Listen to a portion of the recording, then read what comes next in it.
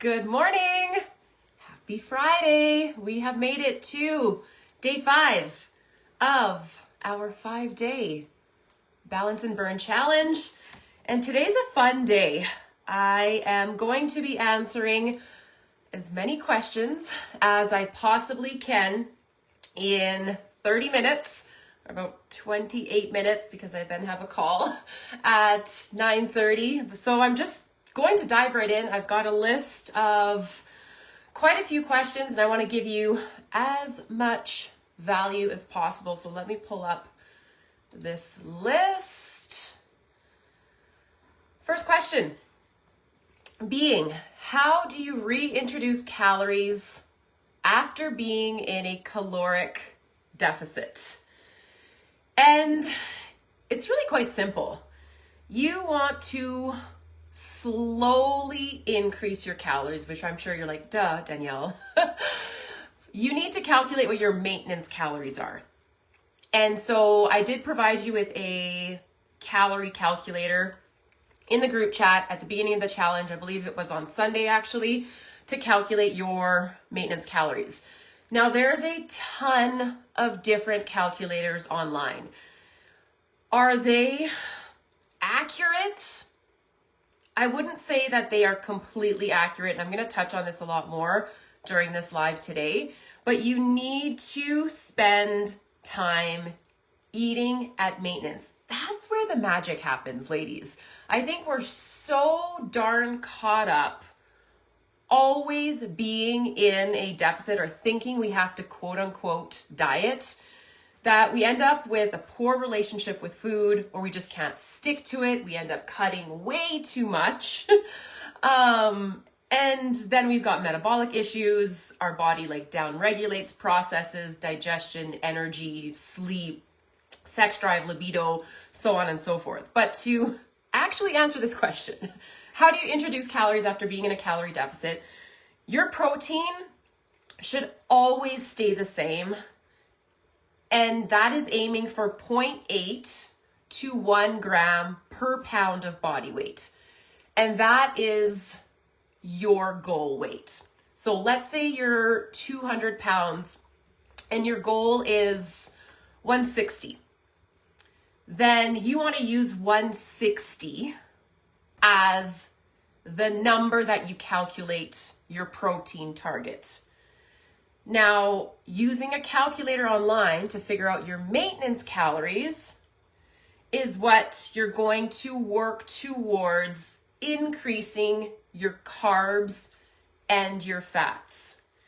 Now, fats, most women should be eating over 65 grams of fat daily. That's at maintenance. During fat loss, yes, you can go below that. I would never go below 50, if I'm being completely honest, just because you're going to run into hormonal issues, and you really don't want that. Plus fat, well, it tastes good, and it keeps you full. It is satiating. So the goal is to eat 0.8 to 1 gram of protein. So 0.8 to 1 gram per pound of body weight of protein. Fat, you should be aiming for at least 65. I'm eating a ton of food right now, which is friggin' great. Again, I'll talk a little bit about that. But I'm eating over 90 grams of fat right now. And then the rest of your calories come from carbohydrates. I know this is probably a little beyond what most of you can comprehend right now, but this client who specifically asked this question, she has worked with me in the past. She does understand macros on a deeper level, so I am going to just leave that question where we're at, but it is slowly increasing about 50 calories, 50 to 100 calories from your carbs and your fats every 1 to 2 weeks, depending on how your body adapts. You want to slowly, methodically increase your calories. This is something known as a reverse diet. And I think that every single person, if you've been caught up in the cycle of dieting, would 100% benefit from doing a reverse diet. Yes, it is very scary to do, to eat more food. And that's why, obviously, under the guidance of somebody who knows what they're doing, or a coach, somebody who's supporting you, holding you accountable, is always super beneficial. So hopefully that answers your question. All right, next one. Of course, my computer goes to sleep. Question about morning sunlight. She said, my kids and I are hypersensitive to brightness. My daughter actually has Irlen's syndrome. I'd never heard of that. And wears special tinted glasses inside and out. Can she benefit from just her body getting that 2 to 3 minutes of full sun? And I'll be completely honest, she's not going to get the same benefits. Because as I mentioned when did I talk about circadian rhythm? On Tuesday, even windows will prevent the pigment of light that we need in order for our hormones to balance, our mood, our sleep, our digestion, even my glasses. Like, I will be walking and I'm pretty blind. I will walk and I will either like pull them down on my nose to get that sunlight in, or I'll just hold them and pray to God that there's nothing getting in my way. But when I walk in the morning, it's super duper early. There's usually not too many people out.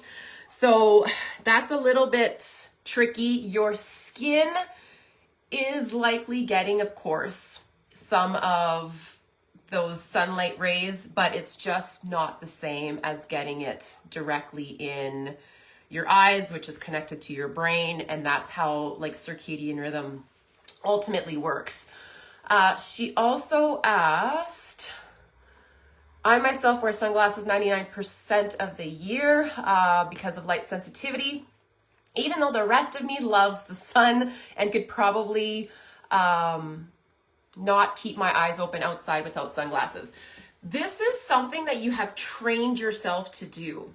Your eyes have become extremely sensitive to sunlight, and you can train them the other way. There's actually something called a sun callus. And so you can build up resistance to the sun itself on your skin and to the sensitivity of your eyes. And the best time to do that is during UVA light exposure. So it's not exactly like right at sunrise, and it depends where you live.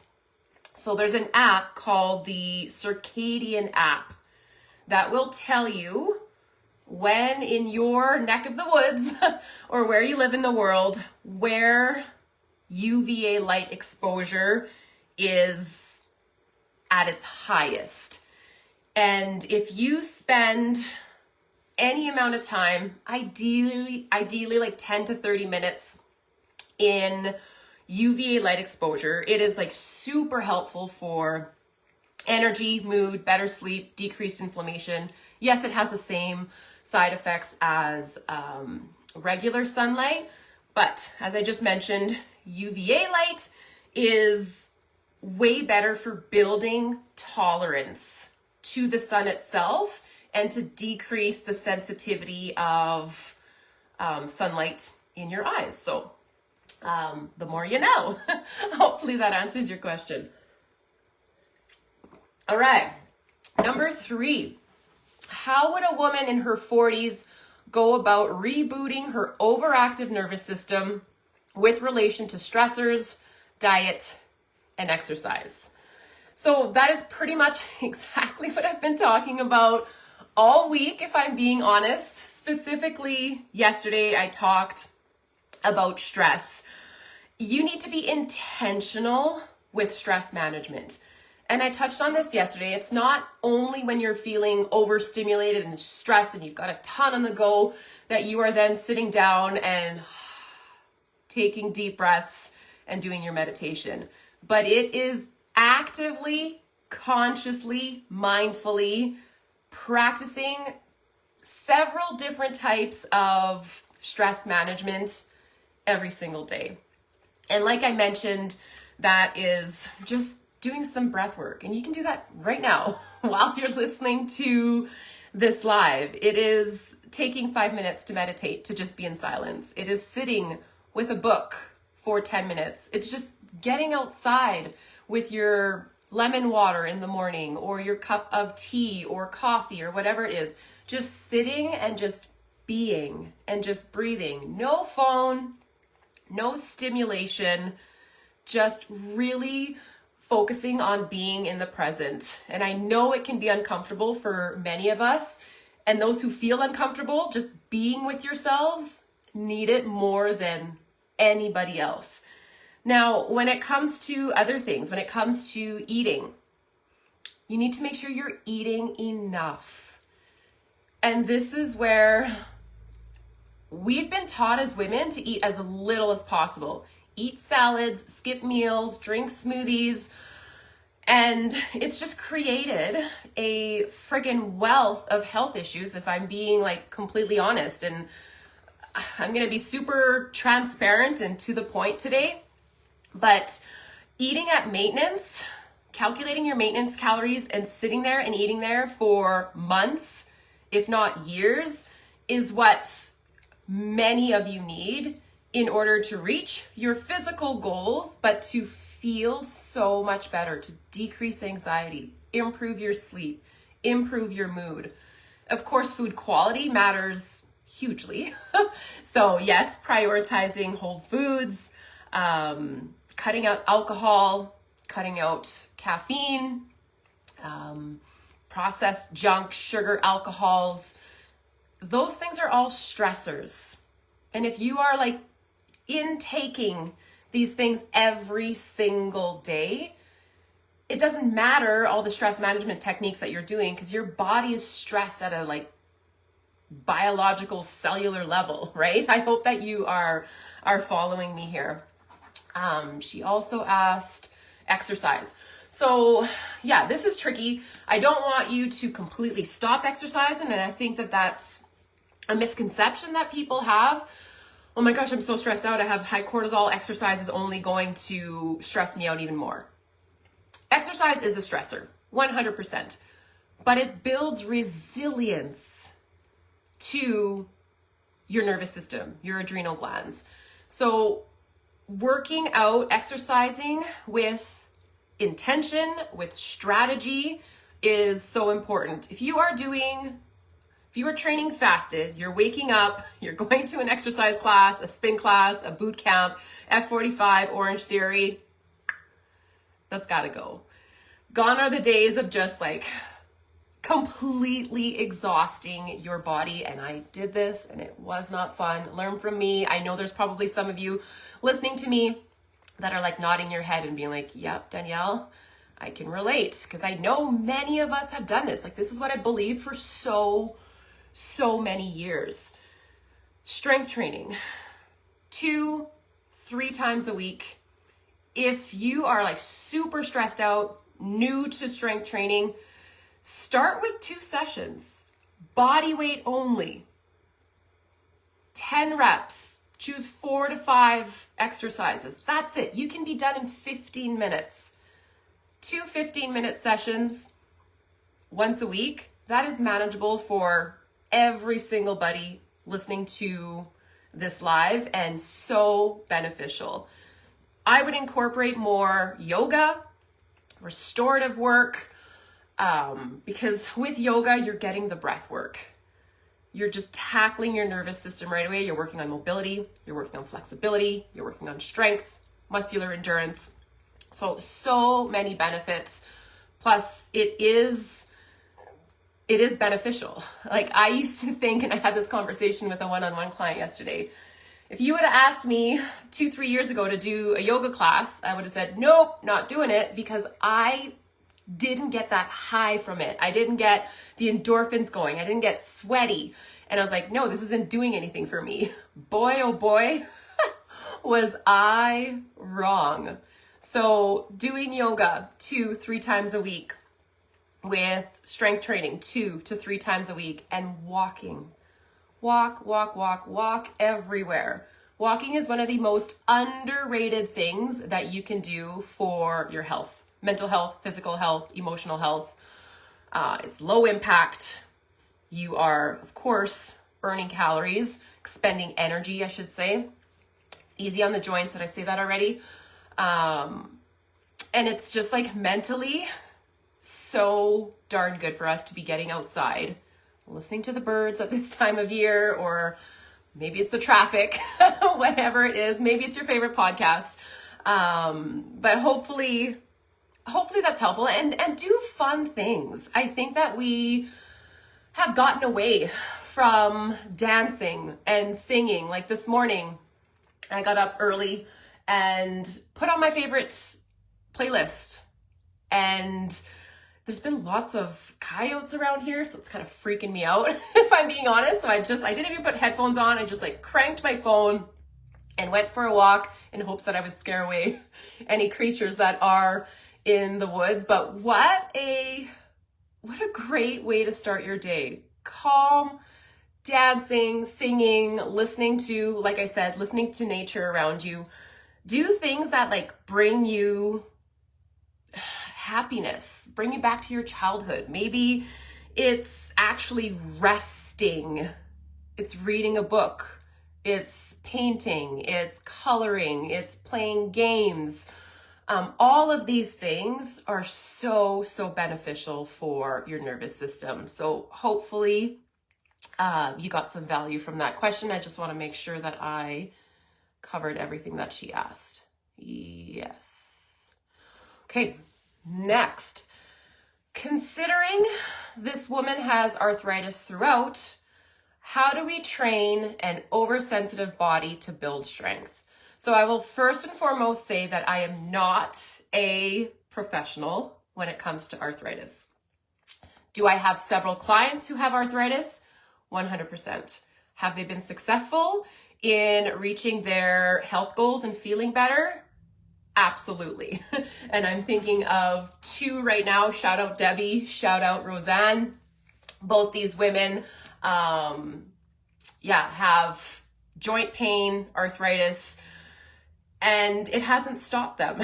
And what we have done, and what I would suggest to anybody, regardless if you have arthritis or not, if you have an oversensitive body to building strength, you slowly start. Or you start slowly. You don't need to have expensive gym equipment. You don't even need dumbbells. Your body weights, maybe a few bands, that's truly all you need. And as I just mentioned, start 1 day a week. Do that for 2 weeks. And then we introduce a second day and you do 2 days a week. That's how you start.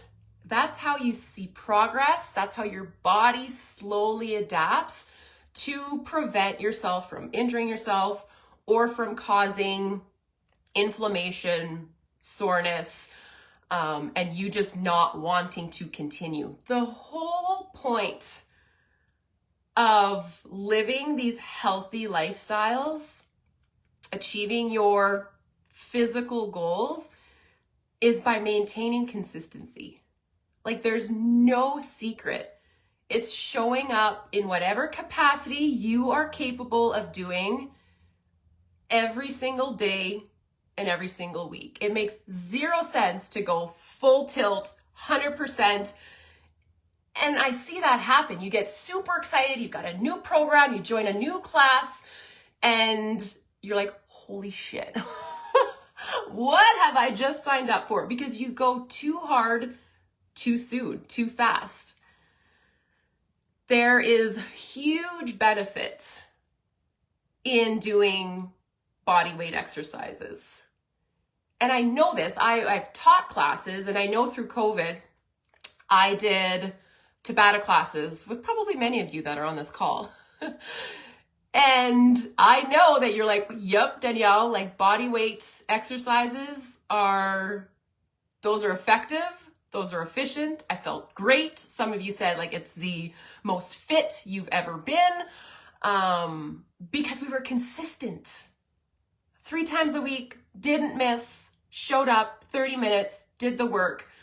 And that's just the honest truth. So I feel like I'm kind of going on a side tangent, but I want to make sure that I am, again, answering this question. Considering this woman, how do we train an oversensitive body to build strength? Slow, steady. Starting with body weight, easy peasy, and then we progress from there. It's all about progressive overload over time, and that looks different for everybody, depending on, of course, if you have health issues, if you've been training for 30 years like me, if you are new to exercise, if you're, kind of on and off the wagon, whatever it is, you always ease into it. All right. You spoke briefly on blue light having an effect on brain and hormones. Can you elaborate more? I'm interested in how that might affect the central nervous system. So this was on Tuesday that I talked about this, all about the circadian rhythm. So this is, okay, let me read that again. Blue light. So blue light can be good, and I'm pretty sure I mentioned that on Tuesday. The sun actually has tons of different colors of pigments, of wavelengths. Now, blue light from the sun is fantastic, and we want to get that. That's why we get outside as early as possible to get that sunlight in our eyes, because it tells melatonin, and this is all done in our brain. So this is how it impacts our brain, which impacts our central nervous system. So when we get that sunlight in our eyes, it impacts, like I said, our brain. It shuts down melatonin. It then tells you to ramp up cortisol, which is great. We all need cortisol. Now, if you skip meals, if you have crappy bedtime routine, if you are on on your phones, if you are on blue light, like that's going to impact your entire cycle. It's all connected. And that's why it's called a circadian rhythm. It's a sleep-wake cycle. Everything you do impacts how you feel. So blue light from the sun, fantastic. That's not a problem, because as the sun ends up, shifting, moving, the pigments of lights ends up shifting too, goes more to like orangey / red colors. But the issue with us is that we stay on devices, on artificial blue light, way too long.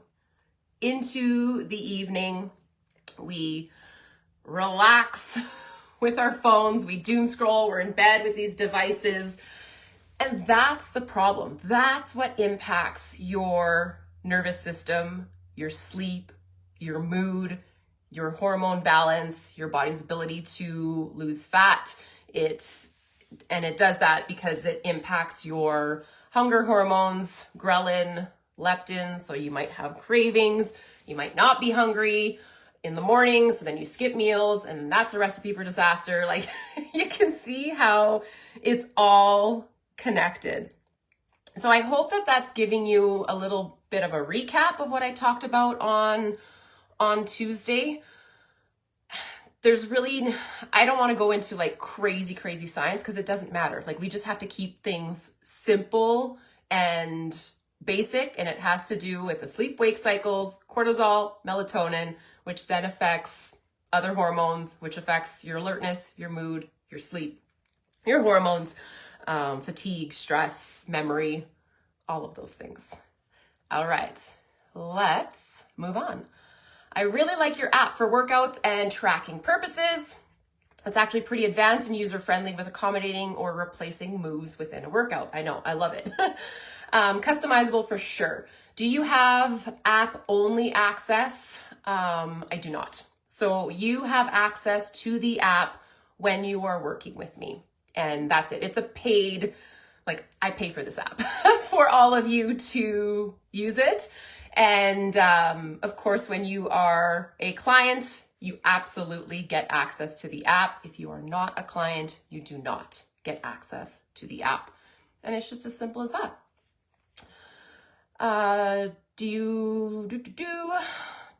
Does our current access go away after the challenge? Yes, it does. Next question.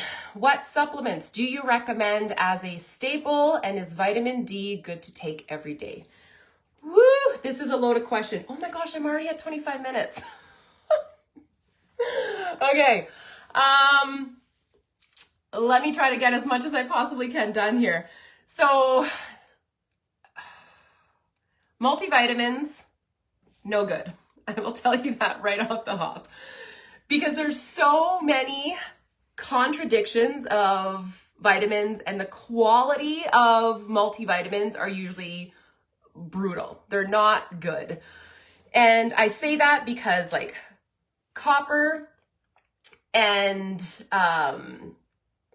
zinc, they like cancel each other out. Those are usually found in multivitamins. Calcium through supplementation causes so many health issues, kidney stones. It creates a shell around our cells. It impacts your thyroid, it impacts your metabolism, it impacts what happens in your body in terms of absorption. And I'm not bashing calcium at all. It definitely has a time and a place, but you can get that through food. Calcium through, and you don't even need to eat dairy to get calcium. There's calcium in broccoli. So if I had to give you like one supplement that I think everybody could benefit from, I would say beef liver, being completely honest and transparent, because it is a whole food based supplement. There's nothing synthetic in it. There's B vitamins, folate, iron. Look it up, beef liver. I'll share, I get a 10% discount from the ones that I use, and I think that they're fantastic. That should be replacing your multivitamin. Now, in order to know what you need, and this is not something I talked about in the 5-day challenge, but it is something that I recommend for every single one of my clients in my one-on-one program, is running an HTMA test. This is such a cool functional lab that I think doctors should have access to, but doctors don't want to do this.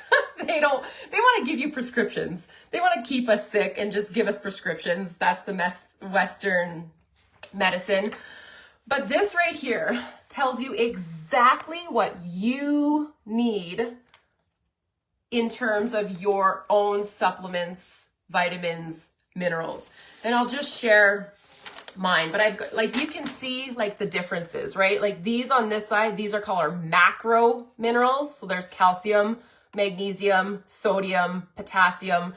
So myself, you can see I am super low in sodium, potassium, my iron's tanked, manganese, my chromium, my selenium.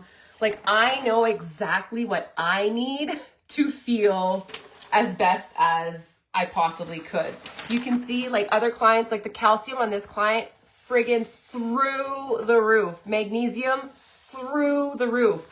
So if you are supplementing with magnesium, you can be making things worse. If you're supplementing with multivitamin, you can be making things worse. So everybody's so different, and that's why I don't have like a base of supplements that I recommend for everybody, because a certain supplement can be making things worse for you. And I just had a one-on-one client tell me, Danielle, like I have kidney stones. I don't know what's going on. I don't know if it's something I'm eating. And I'm like, and I'll just say her name, Charlene. I'm like, I bet you have high calcium. We got her HTMA test. Her calcium was freaking through the roof. So now I know what I have to do. She has to take vitamin K2 in order to bring down her calcium levels so that she doesn't end up producing kidney stones. Like, it is fascinating stuff. It truly, truly is. If there's one more that I would recommend, it is minerals, to re-mineralize your water. And if you're like, what the heck is that? Sea salt. It's as easy as sprinkling in a little bit of sea salt. Oh my gosh, it's 9:30. I hate being late. It's as easy as sprinkling a little bit of sea salt in your water, or using mineral drops. Just look it up, Google it, Amazon it. Aussie, is it Aussie Minerals that I use? Pretty sure it's something along those lines. Trace minerals are also fantastic. Adding those to your water are so beneficial. We are lacking so many essential minerals, and that affects digestion. It affects your thyroid. It affects energy for sure. If you are like super low on energy, you're dragging your ass in the morning, in the afternoon, whenever, add some salt. Add some salt to your food. Add some salt to your water. Add some mineral drops to your water. And I can almost guarantee that that is going to help with energy levels. So unfortunately, ladies, I do have to wrap things up. I just want to thank every single one of you for your participation this week. It's been so good. I am going to be picking the winner tomorrow. I've got lots to go through. I do have another opportunity to work with me, which I will share tomorrow as well. I want to share it with you all before I share it with the public. And if you're interested in working one-on-one with me, then schedule a call. Let's have a chat. I dropped my booking link or my calendar at the top, I think in the description of this live. So book yourself in. We just touched the surface of what I can do in my program. It is definitely a holistic approach to health and wellness. It's not just nutrition. It's not just exercise. It's mindset. It's functional labs. It's figuring out, what you need on a deeper level. It's taking the guesswork out. What is the name of the blood test for men? It's not a blood test. It's actually a hair test. It is a simple hair test. And it's called an HTMA test. All right, ladies, I have to run. Take care. If you have any questions, drop them in the comments below, and I hope you have a great rest of your day.